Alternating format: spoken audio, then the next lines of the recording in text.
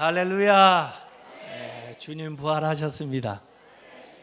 주님이 부활하신 증거가 참 많습니다. 우선 세 가지의 주요한 증거를 얘기하고 있습니다. 첫 번째는 빈 무덤. 예수님은 무덤이 없습니다. 사흘 만에 부활하셨기 때문입니다. 다른 위대한 사람들, 또 다른 종교 창시자들은 그들의 큰 이름만큼 큰 무덤을 남겼습니다. 그러나 예수님은 무덤이 없습니다. 부활하셨기 때문입니다. 그래서 예수님의 그 빈 무덤이 부활의 첫 번째 증거입니다. 두 번째, 예수님이 부활하신 증거는 부활하신 예수님을 만난 사람들의 그 목격자들의 증언입니다. 여러 사람들이 여러 장소에서 다른 경우에 부활하신 주님을 만났습니다. 그리고 그것을 증언했습니다.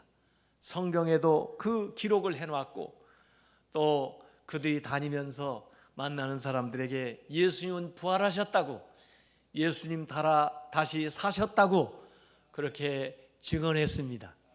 사람들의 그 부활에 대한 증거가 두 번째 움직일 수 없는 예수님의 부활의 증거입니다. 세 번째 예수님의 부활의 증거는 부활하신 주님을 만난 사람들의 변화를 통해서 찾아볼 수가 있습니다. 예수를 만나기 전에는 절망했는데, 예수를 만나기 전에는 슬퍼했는데, 예수를 만나기 전에는 우울했는데, 예수를 만나기 전에는 두려워했는데, 예수를 만나기 전에는 비겁했는데, 예수 그리스도 부활하신 주님을 만난 다음에 변화됐던 그 삶의 모습이 부활하신 예수님에 대한 뚜렷한 증거인 것을 믿으시길 바랍니다. 기독교는 변화를 일으키는 종교예요. 우리가 이 말씀을 보고 이 말씀에서 깨달음을 얻을 때 변화가 오고, 예수 그리스도의 십자가의 은혜를 깨닫고 주님의 십자가 앞에 나와서 회개할 때 변화가 오고, 부활하신 주님을 만날 때 우리 인생의 터닝 포인트가 생기는 것을 믿으시길 바랍니다. 왜 이 엠마오로 내려가던 이 두 사람의 이야기를 이 누가복음은 길게 서술을 해놓았을까 하는 겁니다. 사실 예수님 부활하기 전에 공생애에는 이들이 제자의 명단에도 안 나오던 사람이에요. 예수님 공생에 어떤 특별한 일을 했던 기록도 없던 사람들인데, 그 중에 한 사람 글로바의 이름을 알고 또 한 사람의 이름은 우리가 알 수가 없는 건데, 평범한, 그러면서도 예수님을 따르는 무리 중에 있었던 이런 사람이 자기들의 삶의 자리에서, 일상에서 부활하신 주님을 경험한 이야기를 여기에 서술해 놓고 있습니다. 그들은 예루살렘에서 엠마오로 내려가고 있었어요. 사실 예수님은 생애 엠마오에 공생애 때 가보신 적이 있는지 없는지 모르겠어요. 아마 없었던 것 같아요. 성경의 기록을 보면은. 예수님은 주로 갈릴리에서 사역을 하셨고, 사마리아에 들리기 시도했고, 여리고에서 사역을 하고 베다니에 가시기는 했지만은, 주로 예수님은 예루살렘을 중심으로 해서 동쪽 그리고 북쪽을 주로 무대로 해서 활동을 하셨는데, 이 엠마오는 예루살렘 서쪽에 있는 한 10km 정도 떨어져 있는 지역이에요. 그런데 그곳에서 왔던, 또 그곳으로 내려가던 이 엠마오로 내려가는 제자들에게 부활하신 주님이 나타나셔서 그 10km 길을 같이 동행하셔요. 한 2시간은 걸렸을 것 같아요. 걸어가시면서 대화를 나누시고 결국 그 집에 가서 식사를 대접을 받는 그런 부활의 이야기가 오늘 누가복음 24장에 길게 서술되어 있습니다. 왜 예수님이 다른 데 가실 때도 많을 텐데 부활하신 주님이 이렇게 12제자도 아닌 이 사람들에게 나타나셔서 그 많은 시간을 보내시면서 이야기를 하셨을까 하는 질문입니다. 제 생각에는 우선 이 사람들이 가장 다른 사람들보다 슬픔과 시리에 빠져 있었던 것 같아요. 가장 이 시간에 예수님을 필요로 했던 것 같아요. 그러니까 예수님이 부활하셔서 이곳에 먼저 나타나신 거죠. 예수님께서는 실패와 고통과 어려움과 실망 속에 실패 가운데 있는 우리를 오늘도 가장 먼저 찾아오실 줄로 믿습니다. 예수님이 말없이 그들과 동행하시면서 그들의 얘기를 경청해 주셔요. 그래서 그들이 하는 말을 다 들어주시고 또 그들의 심정에 공감을 해주시고 그러다가 예수님께서 그들의 얘기에 개입하셔서 주의 말씀을 해주시기 시작하는 거예요. 그래서 예수님의 얘기와 하나님의 얘기와 이들의 얘기가 같이 만나는 거예요. 그 접촉점을 통해서 이들의 삶에 변화가 생기고 이들의 인생길에 터닝 포인트가 생기는 것이 오늘의 이야기입니다. 오늘 우리의 얘기만 가지고는요 길을 알 수가 없어요. 왜 이런 일이 일어난지, 왜 이런 일을 겪어야 되는지, 어디로 가고 있는지, 이야기의 결말이 어떻게 될지, 어떻게 시작했는지 알 수 없는 것이 우리의 얘기예요. 그러나 우리의 이야기를 제대로 방향 지어주고 우리의 얘기를 제대로 알 수 있게 해주는 얘기는 예수님의 얘기고 하나님의 얘기예요. 하나님의 얘기와 예수님의 이야기가 우리의 얘기와 만날 때 거기에서 계시가 발생하고 거기에서 우리가 깨달음을 얻고 거기에서 우리의 눈이 열리고 마음이 열려서 우리의 이야기를 제대로 볼 수 있는 기회가 생기는 걸 믿으시기를 바랍니다.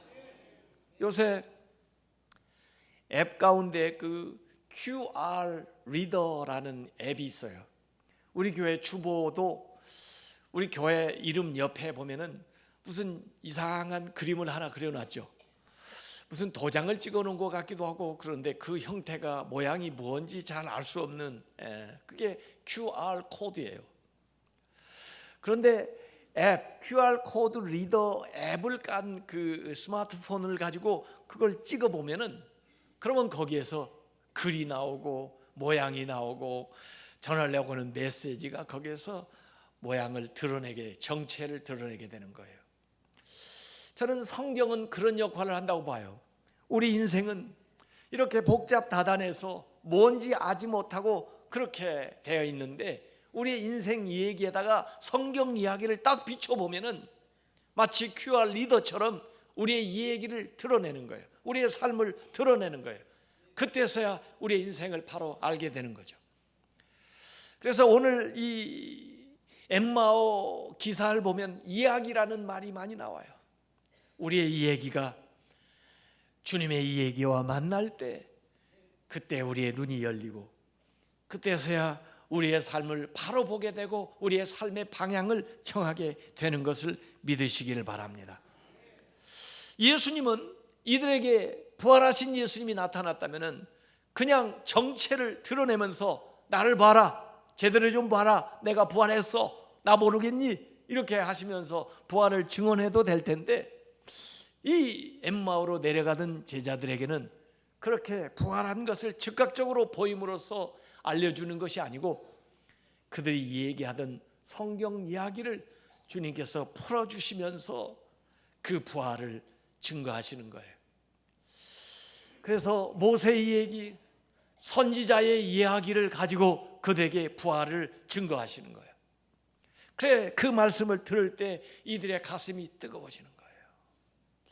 왜 예수님이 쉽게 자신의 정체를 드러냄으로써 부활을 증언하지 않고 이렇게 구약의 예언의 말씀을 동원해 가지고 설명을 굳이 길게 하셨을까 하는 거예요. 이것은 아마 우리를 위한 거예요. 우리는 부활하신 주님을 눈으로 확인하고 믿을 수 있는 그런 기회가 없을지 몰라요. 그러나 우리는 이 하나님의 말씀 속에서 이 예언의 말씀대로 이루어진 하나님의 말씀 속에서 부활하신 주님을 만나게 되는 줄로 믿으시길 바랍니다.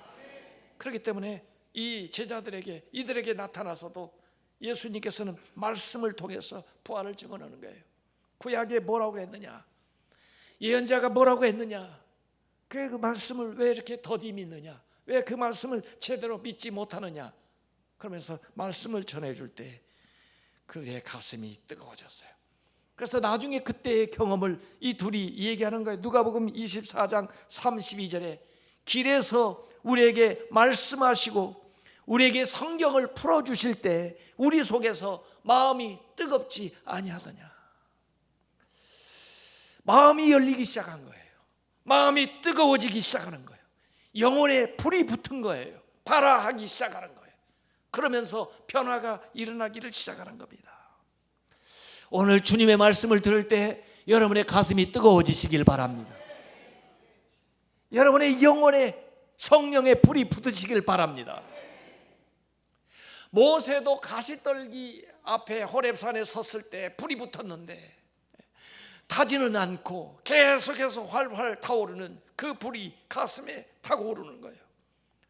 그러면서 주님의 음성을 듣고 그리고 주의 사명을 받아 새로운 인생을 살아가는 도화선이 되는 거예요. 요한 웨슬리 목사님, 그런 목사였지만은 구원의 확신도 없었고 그런 선교 사역 나갔다가 실패했고 그래서 시리에 빠져서 올더스게이트 광장을 돌아다니다가 어느 사람이 광장에서 마틴 루터가 쓴 로마서 주석의 서문을 읽는데 그 내용을 듣는 중에 가슴이 뜨거워지는 경험을 했어요.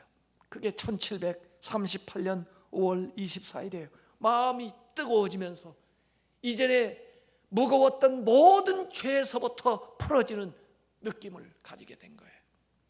그때부터 그는 다시 주님 앞에 헌신하게 되었고 다시 복음의 열정을 가지고 하나님의 말씀을 전하는 위대한 주의 종이 된 것을 믿으시길 바랍니다. 가슴이 뜨거워져요. 말씀을 들을 때 우리의 가슴이 뜨거워져야 되고 가슴이 뜨거워져야 변화가 일어나는 거예요. 변화가. 지난 금요일에 손양원 목사님의 그 다큐멘터리를 우리가 봤습니다. 그분의 그 일대기를 다큐를 봤는데 그 여수 예양원에서 손양원 목사님이 사역한 얘기를 보는데 여수 예양원이 어떻게 시작됐느냐. 1909년에 포사이드라고 하는 선교사 의사 선생님인데 이분이 동료 선교사인 오웬 선교사가 광주에서 폐렴으로 위중하다는 말을 듣고 목포에서 말을 타고 그 오웬 선교사를 진료하기 위해서 광주까지 가는데 그 가는 길에 한센병 걸린 여인을 만난 거예요. 길에서 너무 냄새도 나고 그 다음에 보기도 흉측한데 그냥 두고 갈 수가 없어서 자기 그 말에 그 여인을 태우고 그 여인을 데리고 걸어서 광주까지 왔는데 와서 보니까 이미 그 오웬 목사님은 돌아가셨어요. 그래서 이 여인이라도 치료해 주자 해서 그 병실에 놓고 치료하려고 그러는데 다른 환자들 또 의사들이 이 일반 병실에서 이 한센병 환자를 치료할 수 없다 해가지고 그 여인을 데리고 그 가마 이 토기를 굽는 가마터 쪽으로 데리고 가가지고 그 다음에 그 산에서 그 윌슨 선교사가 쓰던 침대를 갖다 놓고 그 다음에 이 여인을 진료하기 시작했는데 그 소문이 퍼져나가면서 한센병 환자들이 진료를 받기 위해서 그 산 속 가마터로 모이기 시작한 거예요. 사람들이 많이 모여드니까 광주에 살던 사람들이 아니 이런 사람들이 여기 모여가지고 만약에 이 물이 오염되고 이렇게 하면 어떡하냐고 해가지고 항의하는 소동들이 일어나고 그래가지고 결국 그 사람들을 데리고 여수에 가서 정착한 것이 여수 예양원이에요. 한때 1200명의 환자들이 전국적으로 국가에서도 돌보지 않는 그분들이 거기에 모여가지고 진료를 받았어요. 나중에 윌슨이라는 의사, 토플이라는 의사 이런 분들이 거기서 진료를 했는데 그때 그곳에서 교회를 세워가지고 사역을 했던 분이 손양원 목사님이에요. 제가 그 여수에 가서 그곳에 가봤는데 야 참 이렇게 헌신해서 살아갈 수가 있나 그러는데, 그분들은 그걸 하지 않고선 가슴이 뜨거워서 견딜 수가 없었던 거예요. 주님의 사랑이, 그 십자가의 은혜, 그것 때문에 거기에서 그 사역을 하는 거죠.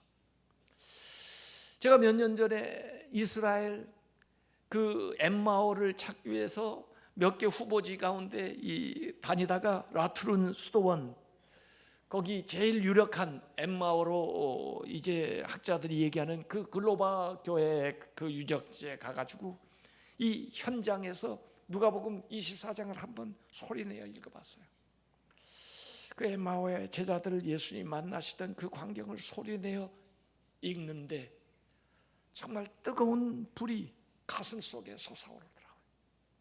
눈물이 나고 감동이 오고, 그때 그 제자들이 예수를 만난 것 같은 그런 감동이 밀려오는 걸 거기서 경험을 해봤어요. 여러분, 교회에 와서 하나님의 말씀을 들을 때마다, 말씀을 읽을 때마다 가슴이 뜨거워지시길 바랍니다. 그래야 마음이 열리는 거예요. 마음이 열리니까 이분들이 예수님을 강권해가지고, 아니 저녁도 늦었는데 저희 집에 들어가서 식사도 하시고 또 주무시고 아침에 가시죠. 강권해가지고 예수님을 모셔요. 그러고는 음식을 준비해가지고 상 앞에 내놓았는데, 예수님 앞에 드린 이 예물을, 이 음식을 예수님이 받아서 마치 예수님이 주인인 것처럼 그걸 놓고 축복을 하시고 감사를 하신 다음에 그 다음에 그걸 떼어가지고 자기를 대접하려고 했던 사람들에게 오히려 주시는 거예요. 예수님이 주시니까 그걸 받아서 먹는데, 그 먹는 순간에 눈이 밝아져서 예수님을 알아보게 된 거예요. 부활하신 주님을 만나게 된 걸 믿으시길 바랍니다. 이들이 엠마오에서 이렇게 나눴던 식사는 다름 아니라 성찬과 비슷한 거예요. 성찬이에요. 오병여의 이적을 행할 때, 마지막 만찬을 주님께서 하실 때 그들이 준비해온, 그들이 내어놓은 거 보잘것없는 거라도 주님이 그걸 받으시고 감사하고 축복하신 다음에 떼어서, 마치 예수님이 십자가에서 못 박혀 돌아가시든지 그 몸을 찢으신 것처럼 그 떡을 떼어서 그들에게 줄 때 그들에게 생명의 양식이 되고 그들의 눈이 밝아져서 주님을 보게 되고 부활하신 주님을 체험하게 된 것을 믿으시길 바랍니다. 인생의 터닝 포인트가 생긴 거예요. 부활을 증언하면서 이 누가복음은 어떤 스펙타클한 장면을 모사하지 않고 오히려 마음이 뜨거워지고 그 마음이 변화되고, 그리고 그 마음에서 마음으로 전달되는 따뜻한 감동의 이야기를 우리에게 이렇게 부활을 증언하고 있는 거예요. 만약에 예수님이 엠마오로 내려가던 이 제자들을 부활하신 예수님이 만나지 않았다면 그들은 자기들이 생각한 대로 예수님을 선지자 중에 하나 정도 생각하고 인생을 지냈을 거예요. 우리가 선지자를 만난 적이 있었지, 그러고 살았을 거예요. 또 이들은 이미 여인들이 빈 무덤을 보고 왔다고 얘기를 했음에도 불구하고 믿지를 못했어요. 무슨 그런 말이 있나, 누가 도적질을 해갔나, 아마 그렇게 생각하면서 인생을 살았지 모르죠. 천사가 부활했다는 이야기를 전했다는 말도 들었는데도 믿지를 못했어요. 천사가 어떻게 나타나, 천사가 어떻게 그런 얘기를 하나, 그리고 그거 믿을 수가 있어, 아마 그렇게 생각을 했을 거예요. 다른 제자 베드로와 요한은 그걸 확인하기 위해서 빈 무덤이라도 달려갔는데, 이 사람들은 그런 마음도 있지를 않아서 그냥 실망한 채로 또 이전에 있었던 일들을 그냥 추억으로 여기면서 내려갔어요. 그러나 주님께서 그들을 만났기 때문에 그들의 마음과 그들의 삶과 그들의 발걸음이 변화된 것을 믿으시길 바랍니다. 부활하신 주님이 그들의 발걸음을 돌려서 다시 예루살렘으로 올라오게 만든 거예요. 이들이 예수님을 만나지 못했다면 시리와 낙담과 외로움과 절망 속에서 건져낼 수가 없었을 거예요.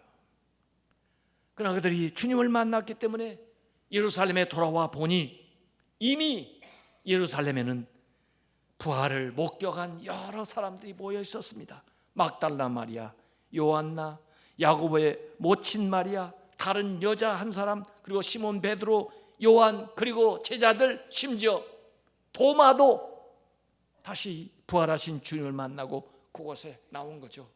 거기에 이 엠마오에서 올라온 이 사람들이 자기들도 만난 예수님을 그들에게 증언을 하는 겁니다. 우리도 만났습니다. 우리도 분명한 주님을 만났습니다.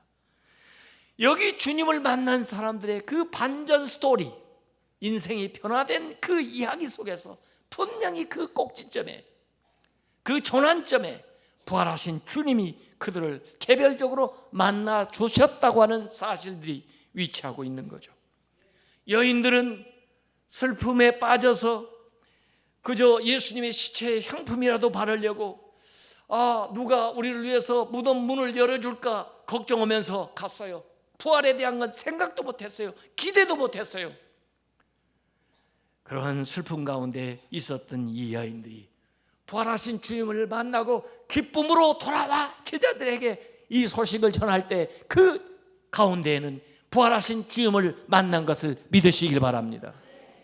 예수님을 부인했던 베드로, 목숨 걸고 부인하지 않겠다고 했던 사람 3번이나 부인했는데, 물고기를 잡으러 갔었는데, 그런데 부활하신 주님께서 그 베드로를 만나 주셨기 때문에 그가 다시 회개하고 돌아와 주님을 증언하는 위대한 사도가 된 것을 믿으시길 바랍니다.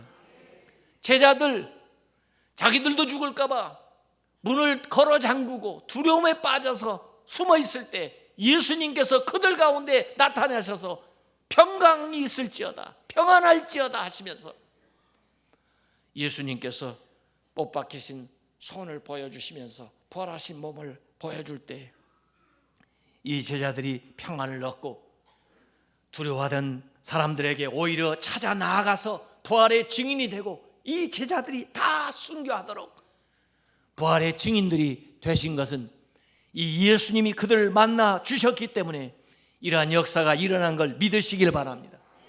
그 가운데 없었기 때문에 자기가 확인하지 않고는 믿지 못하겠다고 의심하던 그 도마도 부활하신 주님을 만난 다음에 이가 인도까지 나아가 복음을 전했고 그곳에서 순교할 때까지 주님을 증언하게 된 것은 부활하신 주님을 만났기 때문인 것을 믿으시길 바랍니다. 예수 믿는 사람 잡아 죽이고 스데반이 죽을 때도 죽어 마땅하다고 생각했던 이 핍박자 바울이 다메섹에서 부활하신 주님을 만났기 때문에 어느 제자들보다도 더 멀리 세상을 다니면서 예수 그리스도를 증거하는 전도자가 된 것을 믿으시기를 바랍니다. 예수님의 동생 야고보, 예수님 미쳤다고 예수님 잡으러 왔던 사람이에요. 부활하신 주님을 만난 다음에 그가 예루살렘 교회의 감독이 된 것을 믿으시기를 바랍니다. 예수님을 만나면 주님의 십자가를 대면하고 주님의 말씀을 대면하고 부활하신 주님을 만나면 우리의 인생이 변화되는 거예요. 우리의 인생이 새로워지는 거예요. 마음이 열리는 거예요. 눈이 열리는 거예요. 삶이 새롭게 변화되는 거예요. 여러분의 인생은 어때요? 저도 예수 그리스도 만난 다음에 변화됐습니다. 저희 가정도 예수 믿고 좋아졌습니다. 달라졌습니다. 이 세상에서 우리의 삶을 변화시킬 수 있는 게 뭐예요? 여러분, 오늘이 참 뜻깊은 날입니다. 130년 전 오늘 1885년 4월 5일 그날도 부활절이었는데 130년 전 부활절 오늘에 무슨 일이 있었는지 아십니까? 그날에 저 인천 제물포항에 아펜젤라 목사님 부부하고 언더우드 목사님이 복음을 들고 한국에 들어온 날이에요. 130년 전 오늘 부활절에 그분들이 이 세상, 이 대한민국에 들어올 때는 대한민국은 어둡고 죄 많고 혼란하고 소망이 없는 땅이었어요. 그 아펜셀러 목사님이 제물포에 첫 발을 디디면서 했던 기도가 그분의 양화진 묘비에 새겨져 있어요. 그분은 나중에 소녀를 구하려고 물에 빠진 애를 구하다가 돌아가신 분이에요. 나중에 그런데 그분이 제물포에 상륙했을 때 첫 번째 기도문을 그분의 묘비에 적어놨는데 이렇게 적어놨습니다. 우리는 부활절 아침에 이곳에 왔습니다. 그날 사망의 권세를 이기신 주님께서 이 백성을 얽어맨 결박을 끊으사 하나님의 자녀로서의 자유와 빛을 주시옵소서. 그들이 오기 전에는 우리가 어둠 가운데 살았는데 그들이 부활하신 주님을 이 땅에 증거하기 시작하면서부터 우리의 인생이 바뀌고 나라의 운명조차 바뀐 것을 믿으시길 바랍니다. 오늘 우리의 삶을 변화시킬 수 있는 게 뭐예요? 이 부활의 복음 외에는 우리를 살게 할 말이 없습니다. 능력이 없습니다. 권세가 없습니다. 이 부활의 주님은 오늘 우리의 삶을 변화시키는 것은 물론이거지만 앞으로 우리에게 일어날 변화에 비교하면 오늘 일어난 변화는 또 아무것도 아니에요. 앞으로 이 부활은 우리를 완벽한 삶으로, 영광스러운 삶으로, 영원한 삶으로 변화시킬 줄로 믿습니다. 그래서 고린도전서 15장 42절에서 44절까지 보면 바울은 이렇게 증언했습니다. 죽은 자의 부활도 그와 같으니 썩을 것으로 심고 썩지 아니할 것으로 다시 나며 욕된 것으로 심고 영광스러운 것으로 다시 살아나며 약한 것으로 심고 강한 것으로 다시 살아나며 육의 몸으로 심고 신령한 몸으로 다시 살아나나니 육의 몸이 있은즉 또 영의 몸도 있느니라. 미국의 그 조니 에릭슨 타다라고 하는 여인이 있어요. 이분은 17살 때 다이빙을 하다가 수심이 낮은 물에 뛰어들어가지고 머리를 부딪혀서 목 아래로 다 전신이 마비되는 사고를 당했어요. 죽고 싶어도 죽을 수가 없어요. 찾아오는 사람에게 자기를 제발 좀 죽게 해달라고 근데 도와달라 아우성을 치는데 뭐 해줄 수가 없어요. 친구 신디가 그런 얘기했습니다. 조니야, 난 널 이해하지 못하고 네 아픔을 같이 할 수 없지만 한 번 예수님은 너를 이해할 거야. 네 아픔을 알고 계셔. 예수님이 누군데 뭔데? 예수님이 십자가에 못 박혀 돌아가셨잖아. 예수님이 십자가에 못 박혀 돌아가실 때 온몸이 마비되고 온몸의 고통을 겪으시면서 돌아가셨기 때문에 내 현재 겪는 그 고통을 예수님은 아실 거야. 예수님한테 한번 기도하자. 예수님 말씀을 한번 들어보자. 결국 이 존이라고 하는 여인이 예수님을 영접하게 되고 결국 재활하게 되고 그 다음에 그는 화가 입에다가 붓을 물고 그림을 그리고 그 다음에 글을 써서 사람들에게 감동을 끼치는 작가가 됐어요. 그분이 그런 얘기를 했습니다. 지금은 손가락이 뒤틀리고 근육은 위축되고 무릎은 비틀어지고 어깨 아래로 아무런 감각도 없지만 언젠가 밝고 가벼운 새 몸을 갖고 강력하고도 눈부신 의의 옷을 입게 되리라. 나처럼 척수를 다친 사람에게 부활이 어떤 소망을 두는지 상상이나 가는가라고 얘기했어요. 부활은 우리에게 새로운 마음, 새로운 삶만 약속하는 게 아니라 새로운 몸도 약속하는 것을 믿으시길 바랍니다. 부활의 생명으로 주시는 새로운 몸은 완벽하고 아름답고 영원한 것입니다. 지금 우리가 알 수 없는, 지금 체험할 수 없는 놀라운 차원이 부활 안에서 우리에게 펼쳐질 거예요. 부활은 패배에서 승리로, 약함에서 강함으로, 죽음에서 생명으로, 영원한 구원으로 우리를 데려가는 이야기예요. 오늘 이 십자가의 주님의 이야기, 이 주님의 부활의 이 역사가 우리의 삶에 접촉되어서 그 접촉점을 통해서 우리의 생각이 바뀌고 우리의 마음이 열리고 우리의 눈이 뜨이고 우리의 삶이 변화되고 우리의 생명이 영원한 생명을 누리는 복된 성도들이 다 되시기를 주님의 이름으로 축원합니다.